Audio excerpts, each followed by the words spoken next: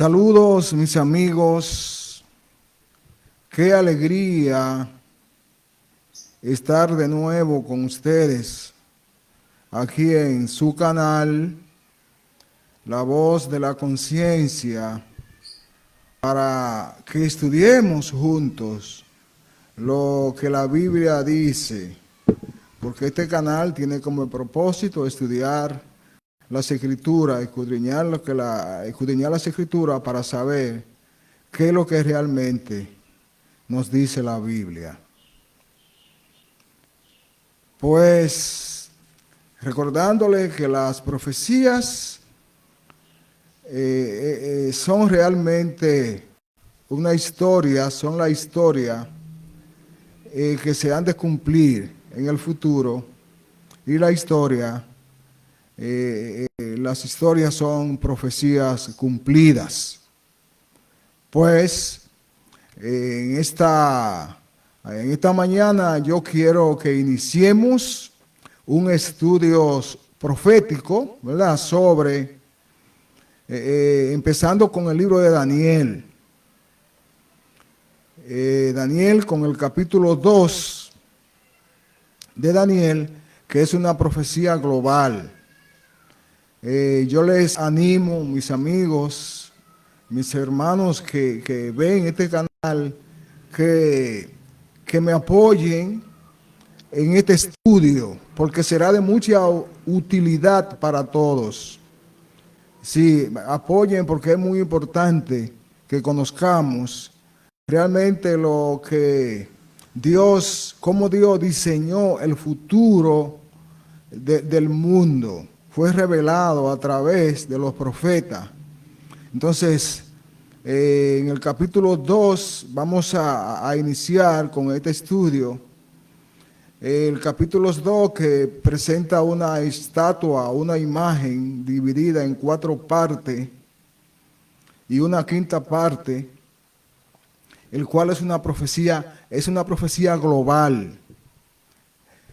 Ya el capítulo 7 es más específico, la misma profecía, pero con detalle más específico. El capítulo 8 todavía más específico, el 9 hasta el 11, que ya aún se va especificando más el desarrollo de la historia profética.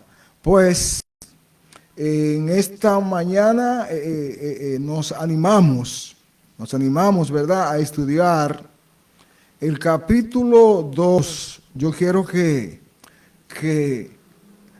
esta es la introducción, ¿verdad?, a esta serie de temas proféticos de Daniel. Nos va a servir de mucho que podamos entender esto. Aquí podemos ver, ¿verdad?, aquí se ve la imagen, no se ve muy, pero en el fondo allá podemos ver, ¿verdad?, la estatua que está dividida en 4 partes, que se las vamos a presentar en detalle con el estudio. Pues, como les decía, es una profecía global que se inicia en los tiempos de reinado de Babilonia, cuando gobernaba un rey llamado Nabucodonosor, hasta la venida de Jesús. Pues, les cuento de qué trata, ¿verdad?, la profecía. El rey Nabucodonosor fue un rey que gobernó en Babilonia. Fue aquel rey que Dios lo convirtió en animal por 7 años. Ese era un rey muy poderoso en el reinado de Babilonia. Babilonia reinó en el año 605 hasta el 539. En ese tiempo, Nabucodonosor, en su segundo año de reinado, él estaba preocupado por saber qué sería del fin de su reinado y del fin del mundo. Aunque él era muy orgulloso y él se creía que todos los méritos, todo lo que había logrado Babilonia en esos tiempos, fue producto de él, y nunca reconoció que Dios le había bendecido y le había protegido. Y esa noche él no dormía y cuando durmió soñó tuvo un sueño que le atemorizó bastante. En este sueño él vio, ese sueño que él vio, al despertar, asustado, lo olvidó. Él olvidó el sueño y como era costumbre, mandó a buscar a sus magos, adivinos, hechiceros, caldeos, hombres de sabiduría que él tenía en el palacio para que le contaran, le dijeran lo que él soñó y el significado del sueño.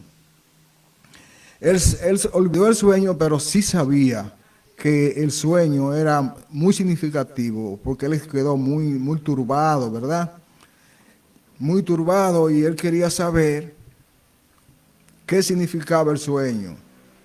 Entonces los magos y adivinos, los hechiceros, entre otras personas que tenían el palacio, no pudieron darle la interpretación del sueño,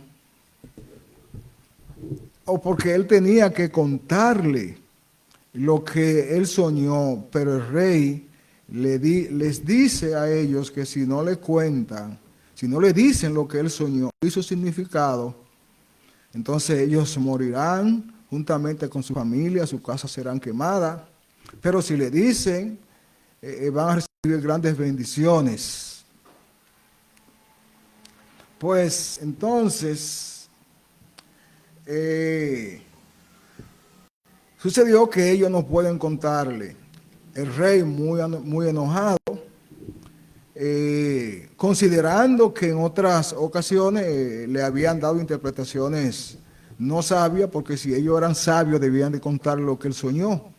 Si le contaban lo que él soñó, iban a creer en la interpretación de ese sueño. Pues se da la sentencia de que todos los magos, adivinos y hechiceros del rey debían morir juntamente con su familia y sus casas debían de ser quemadas. Pues se dio la sentencia. Daniel, que estaba dentro de los sabios, pero no se encontró en esa reunión con el rey, se entera del asunto y va donde el capitán Arioc, capitán del rey, y le pregunta que por qué tan apresurada esa sentencia de muerte para los sabios. Y Arioc le cuenta a Daniel lo que sucedió. Entonces Daniel le pide a Arioc que lo lleve al rey, y Daniel fue llevado al rey, y el rey le dio una oportunidad que Daniel le pidió para él orar a su Dios, y que su Dios, el Dios de Daniel, le va a decir a Daniel lo que el rey soñó y lo que significa. Pues el rey, o sea, Daniel fue a su casa y se encontró con sus compañeros, con Misael, Azarías y Ananías. Le contó lo que sucedió y ellos oraron a Dios. Y Dios mostró a Daniel lo que el rey soñó y le dio la verdadera interpretación a Daniel. Pues Daniel corre o va a ante Arioc para que lo lleve al rey, para él contarle al rey lo que él soñó y lo que significa, porque su Dios, el Dios de Daniel, le reveló a Daniel, ¿verdad?, lo que el rey soñó y lo que significa. Pues Daniel es llevado a la presencia del rey y Daniel empieza su discurso ante el rey, alabándolo, resaltando su grandes sabiduría y poderes, para luego contarle lo que el rey soñó. Vamos a buscar textualmente lo que sucedió, lo que dice en la Biblia. Dice el capítulo 2, versículo 29. Aquí encontramos, ¿verdad?, la explicación de Daniel al rey. 29 en adelante dice: estando tú, oh rey, en tu cama, te vinieron pensamientos por saber lo que había de ser en lo porvenir. Y el que revela los misterios te mostró lo que ha de ser.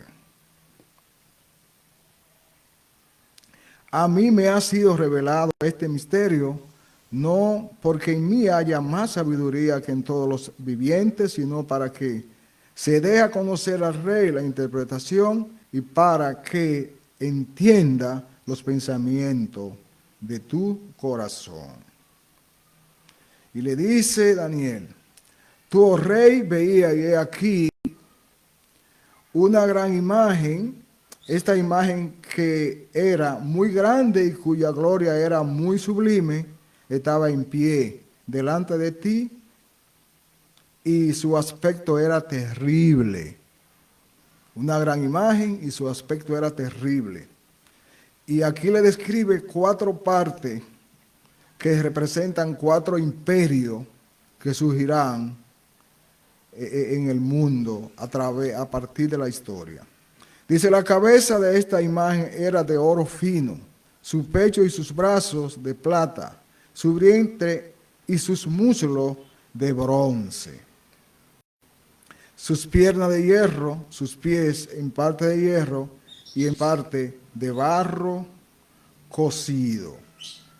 Estaba mirando hasta que una piedra fue cortada, no con mano, e hirió la imagen en sus pies de hierro y de barro cocido, y lo desmenuzó.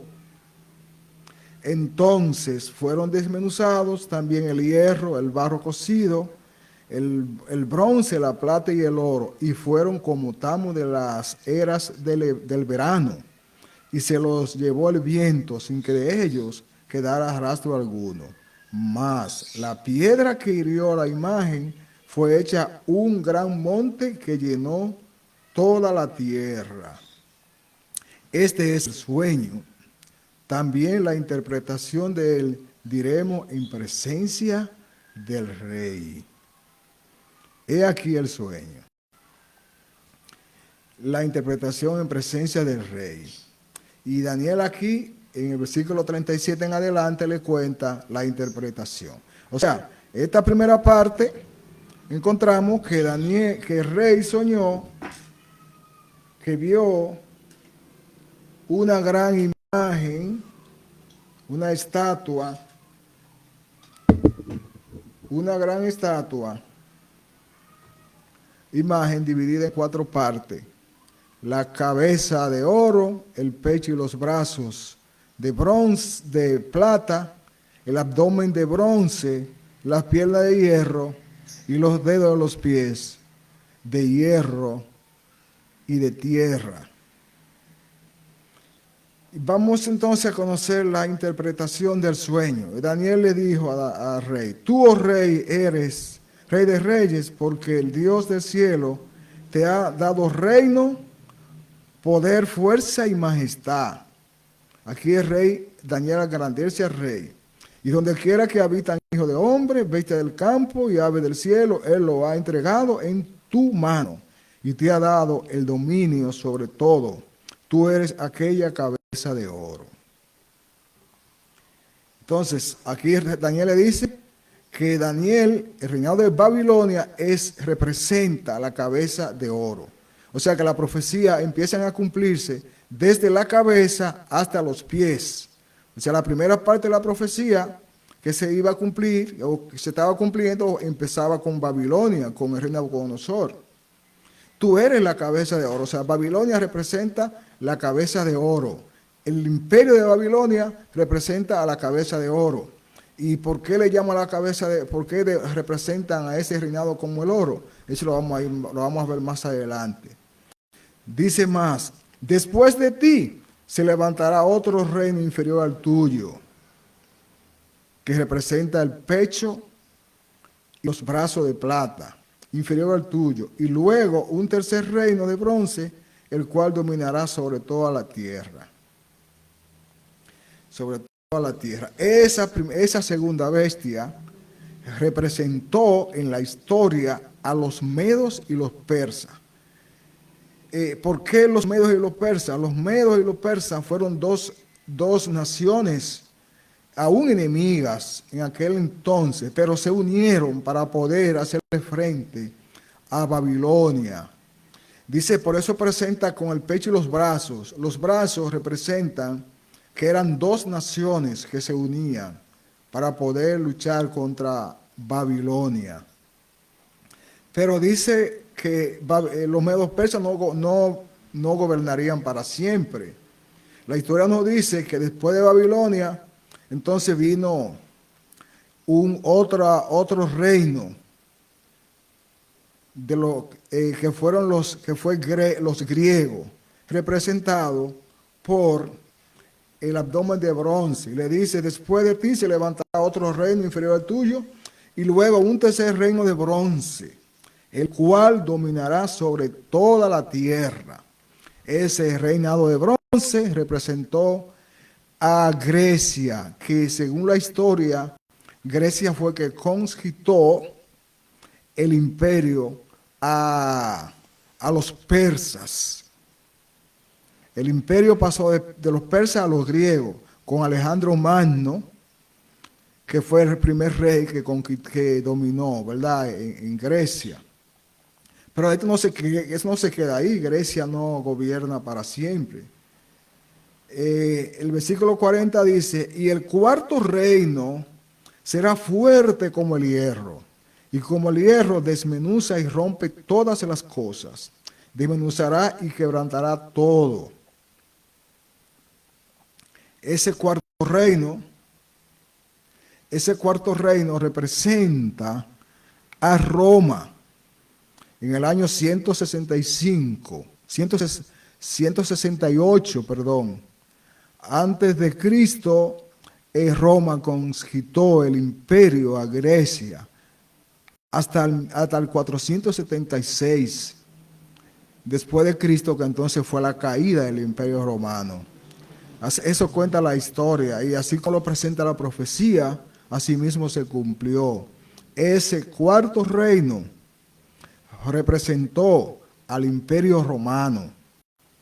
Pero ¿qué sigue diciendo sobre esto?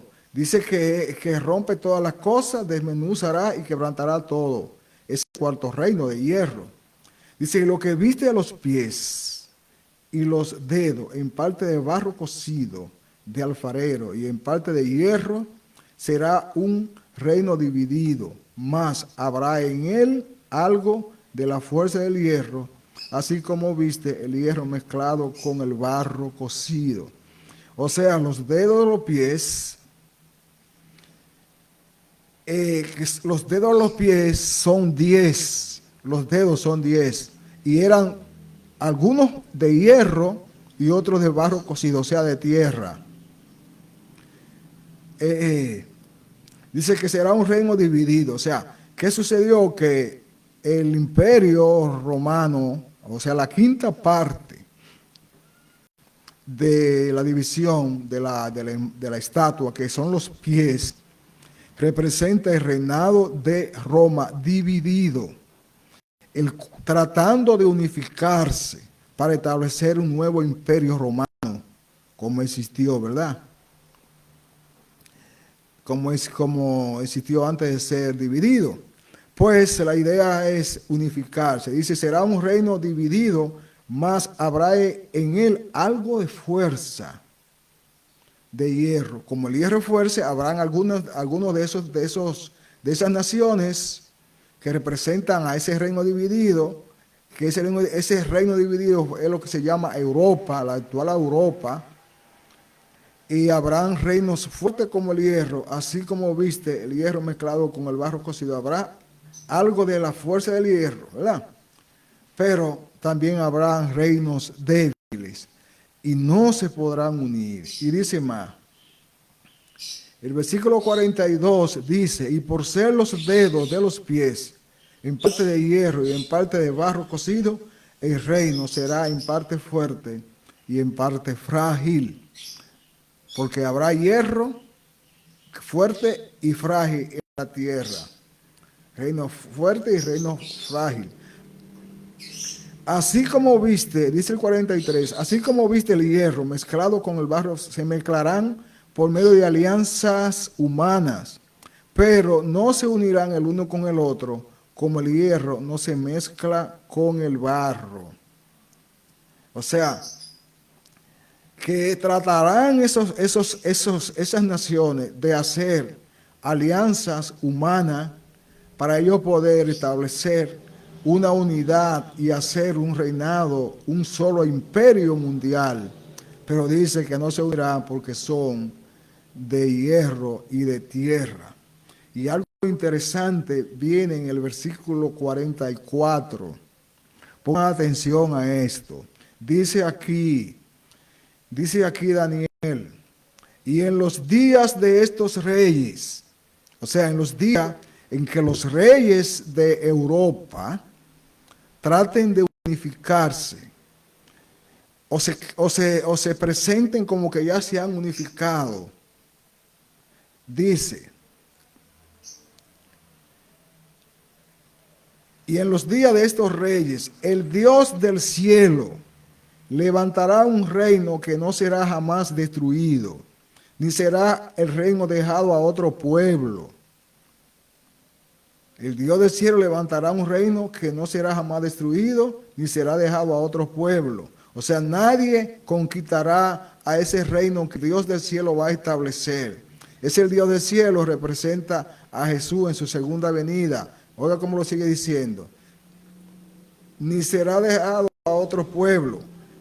Desmenuzará y consumirá a todos estos reinos, pero él permanecerá para siempre. O sea que esa piedra que salió de la montaña, que fue lanzada no con mano, representa a esa piedra que es Jesús, que es aquella roca. Jesús representa la piedra que va a dar en los pies. ¿Por qué en los pies?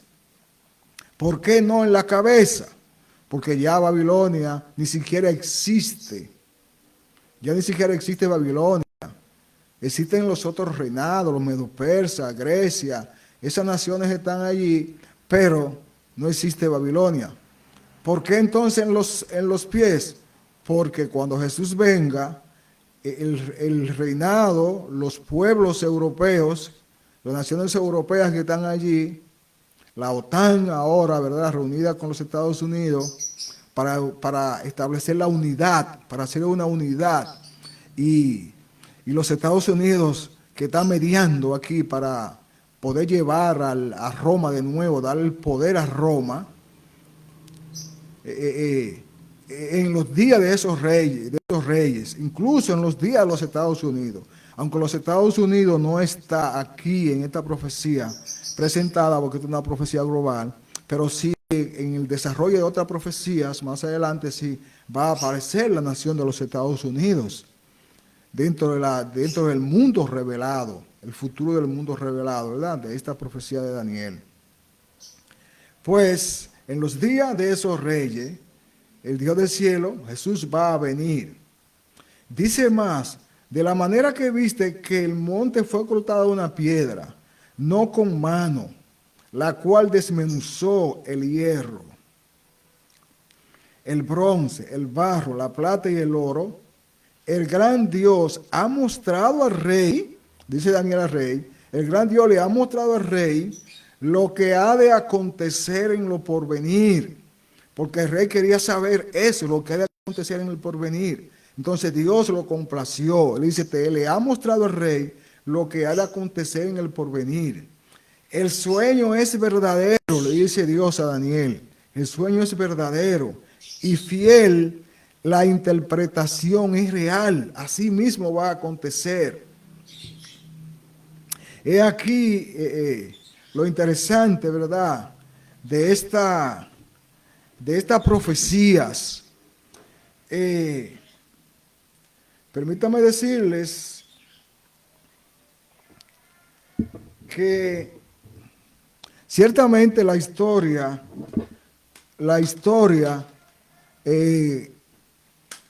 ha concluido de esa manera. En el 605 a.C., Babilonia inició su su poder, su imperio mundial. Babilonia nació de Babel, de aquella, donde se hizo aquella torre, la torre de Babel, de ahí viene Babilonia.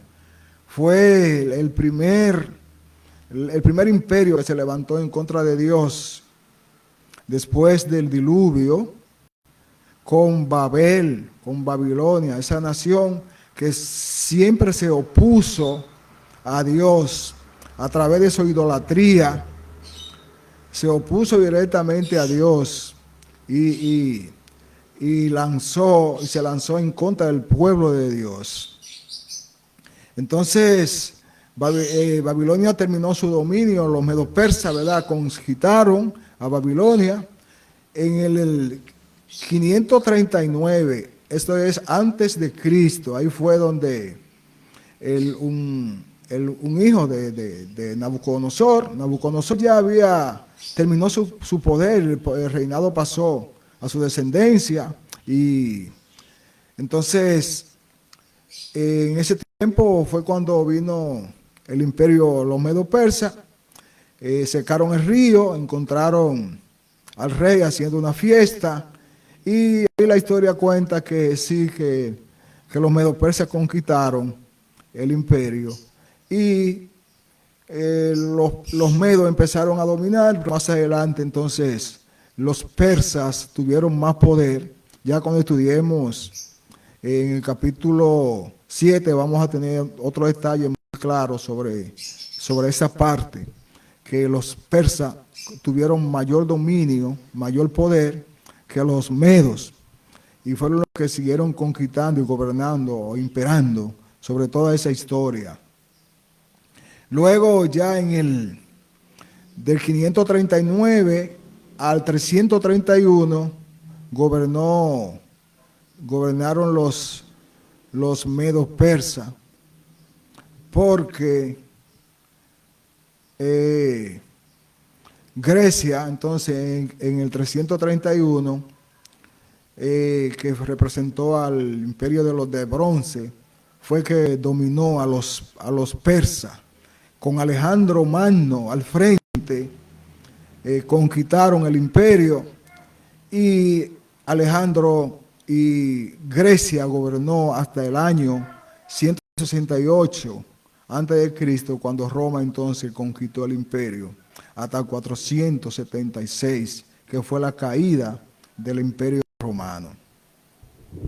En 476 entonces entraron al escenario los llamados bárbaros. Los bárbaros eran unas tribus nómadas, o sea, campesinos, pero eran guerreros que alrededor de Italia, ¿verdad?, estaban asentados allá, ahí vivían, y fueron viendo la debilidad del imperio romano que fue decayendo. Y dice la historia que a partir del siglo II, tribus bárbaras empezaron a movilizarse en la frontera del imperio.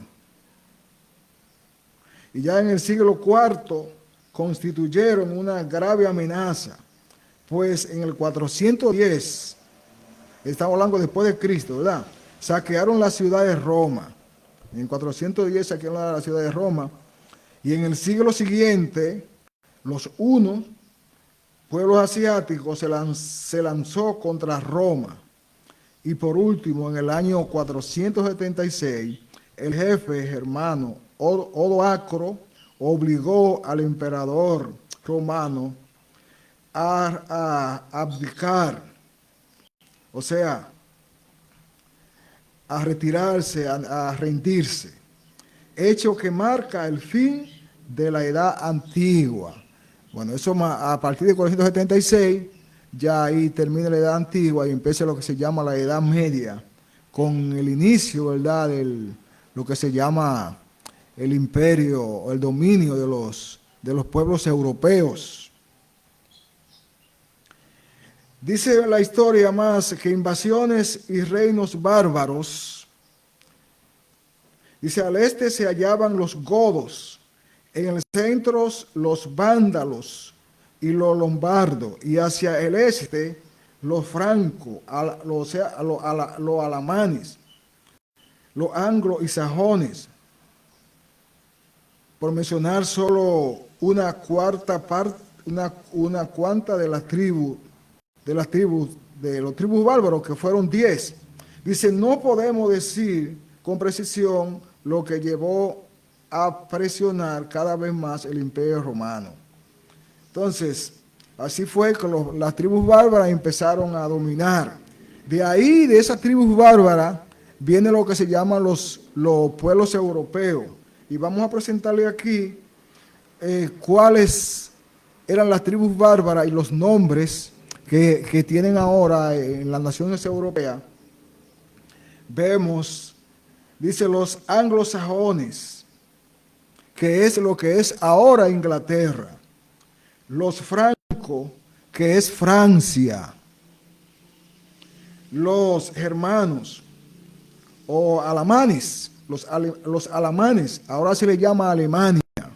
Eso eran tribus bárbaras que ya hoy, que ya más adelante se civilizaron y dominaron en los territorios donde ellos conquistaron, hicieron esos países europeos que nosotros conocemos.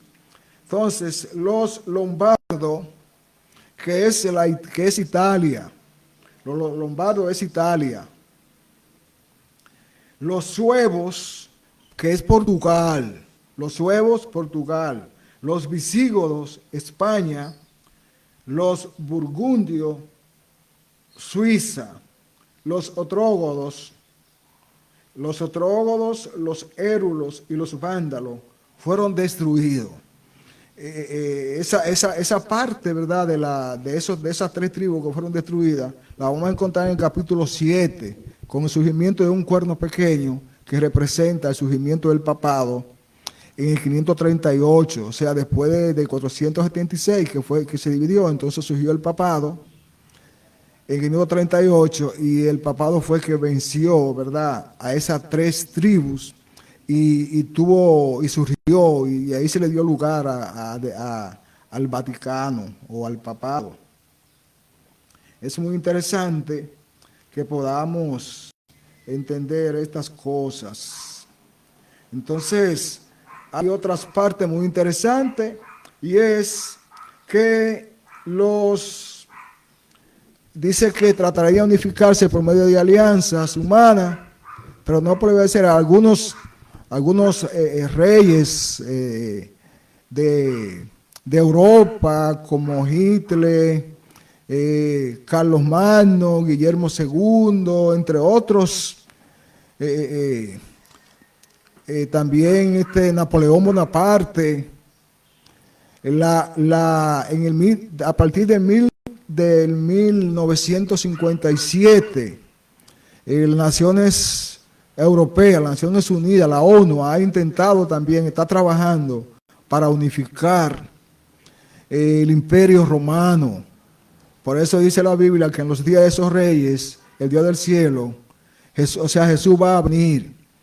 Cuando se declare, cuando pasen estas guerras, o sea, Europa, la ONU, unidos a los Estados Unidos, ahí están China, esos poderes que están ahí, pero no van a poder, porque los Estados Unidos y la ONU son poderes proféticos que marcan la venida de Jesús. Cuando estudiemos más adelante las profecías del capítulo 7, del 8, vamos a ir entendiendo mejor qué es lo que va a suceder, porque es más específico esos capítulos. ¿Qué es lo que se está planteando? Que en los días de esos reyes va a venir Jesús, porque esos reyes a esos reyes le va a dar poder de nuevo, y de ahí va a surgir lo que le llamamos el anticristo. Y cuando se presente el anticristo, entonces que ya en esos reyes haya unidad y se presente como un nuevo imperio mundial en Roma a través del papado, entonces dice que va a venir la piedra y le va a dar en los pies y va a desboronar todo ese poder romano y papado, que se está planificando ahora. Dios les bendiga mucho, mis hermanos, mis amigos, esperando, y les aconsejo, les ruego que sigan este estudio. Ya más adelante vamos a tener el capítulo 7 y le vamos a dar más detalle, más historia, porque esta profecía es global, más historia sobre el desarrollo de las profecías. Le esperamos, Dios les bendiga mucho, mis queridos hermanos. Espero que el día que no estemos en esta tierra, pero sí podamos vernos en aquella gloriosa venida de Jesús en los cielos. Dios les bendiga mucho.